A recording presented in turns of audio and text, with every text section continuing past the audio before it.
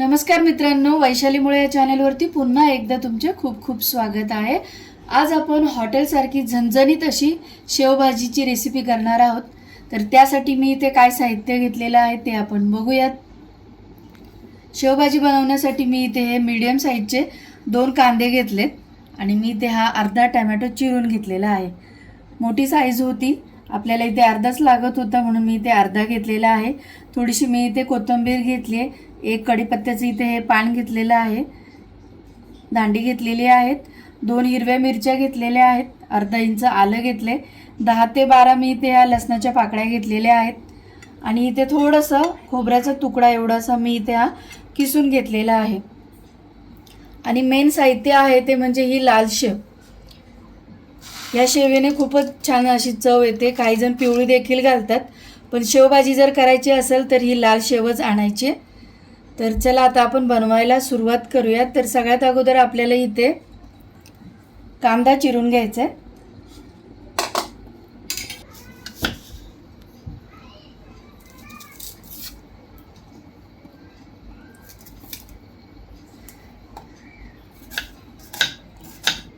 कांदा इथे आपल्याला हा रफली चॉप करून घ्यायचा आहे।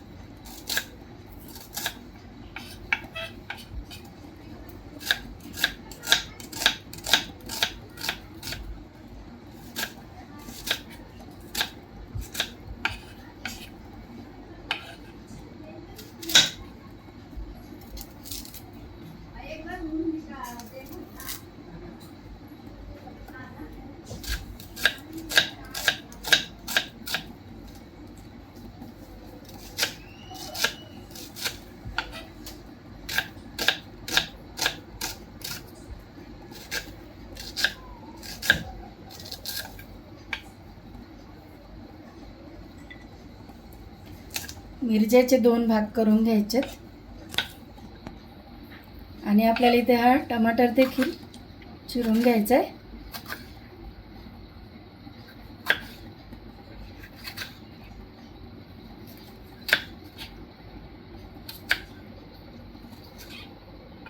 गॅसवर मी इथे कढई ठेवलेली आहे, तर त्यामध्ये आता आपण इथे खोबरं घालून घेऊयात।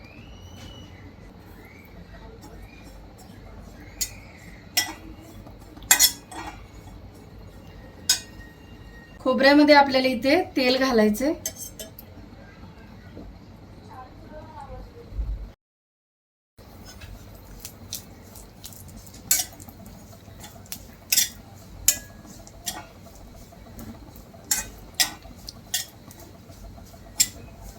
खोबरं आपण असं हे किसून वापरलं ना का ते सगळीकडून चांगलं व्यवस्थित भाजलं जातं आणि जर त्याचे काप केले तर थोडंसं ते कच्चं राहतं आणि किसून भाजलं ना का व्यवस्थित सगळीकडून भाजलं जातं।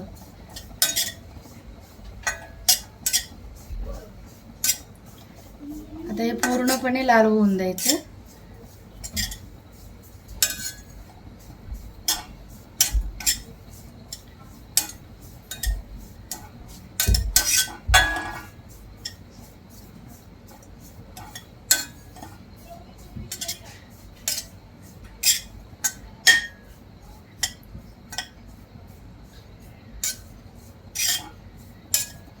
आता हे लाल झालेलं आहे, आता आपण हे मिक्सरच्या भांड्यात काढून घेऊयात।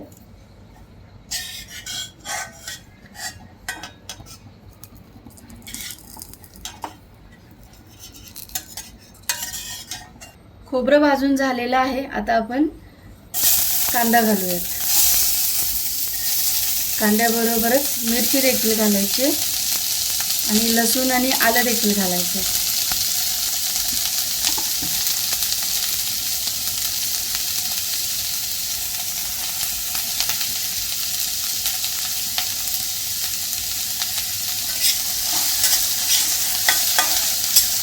आता कांदा पण इथे आपल्याला चांगला लाल होऊन द्यायचा।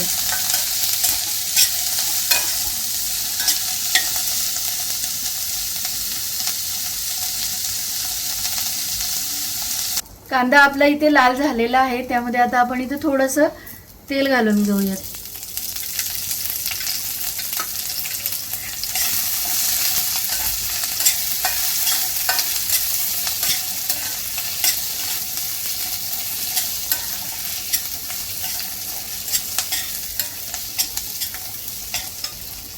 आता यामध्येच आपल्याला घालायचं आहे टोमॅटो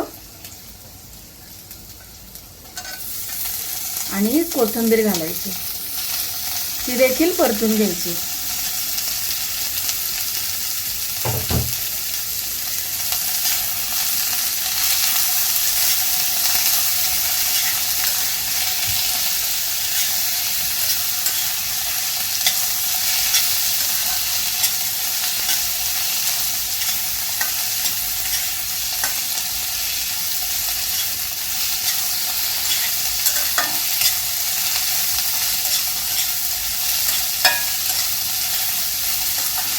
हॉटेलमध्ये जाण्यापेक्षा अशी शेवभाजी घरीच बनवायची आणि त्यासोबत तुम्ही रोटी देखील बनवू शकता किंवा नान किंवा पाव चपाती देखील खाऊ शकता. खूपच छान लागते आणि घरी बनवलेलं कधीही चांगलंच असतं.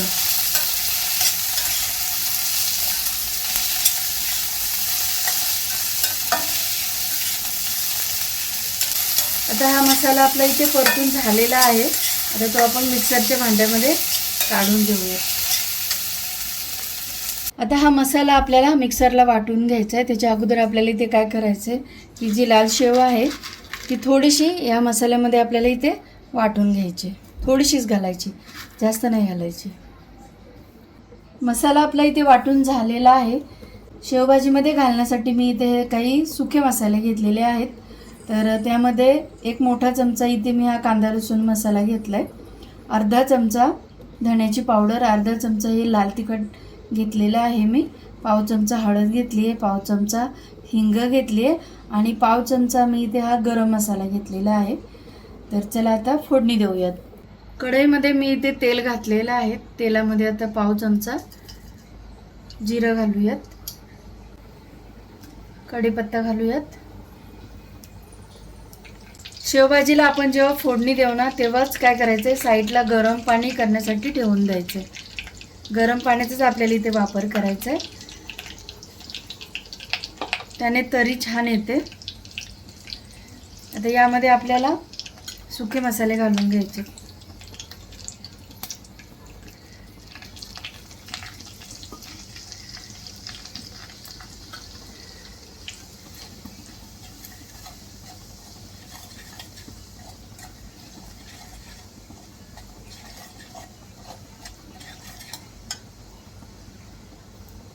आता यामध्ये आपल्याला हा वाटलेला आपला मसाला घालून घ्यायचा आहे.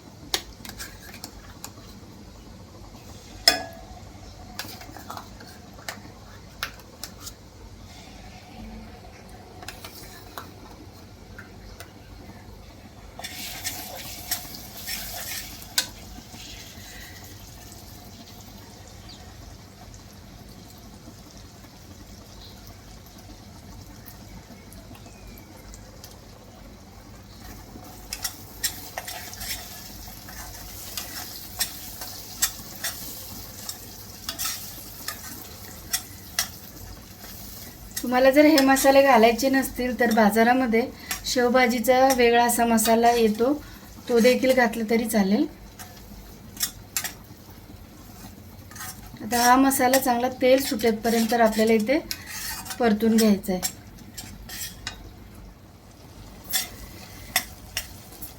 मसाल्यामधून आपला मस्त असं इथे तेल सुटायला लागलेलं आहे आणि मसाला मस्त असा इथे परतून देखील झालेला आहे.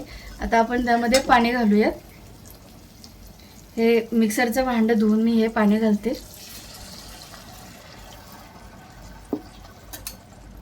अजून पाणी आपल्याला इथे घालायचे. मी गरम पाणी घालते इथे, गरमच पाणी घालायचे आपल्याला.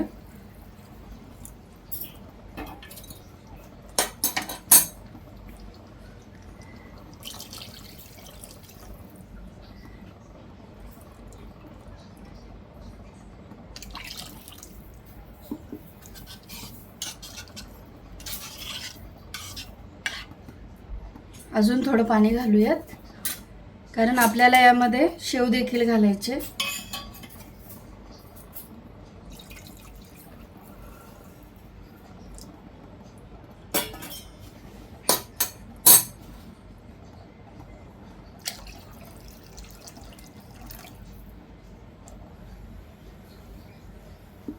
मीठ घालायचं आपल्याला इथे आणि मस्त अशी याला उकळी येऊन द्यायची. मस्त अशी आपली उकळी इथे आलेली आहे. आता उकळी आली ना की आपल्याला त्यामध्ये शेव घालून घ्यायचे.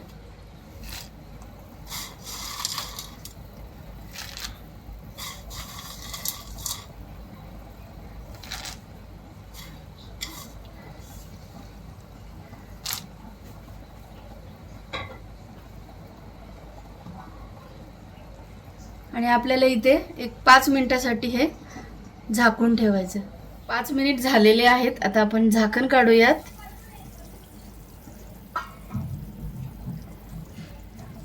गॅस बंद करायचा.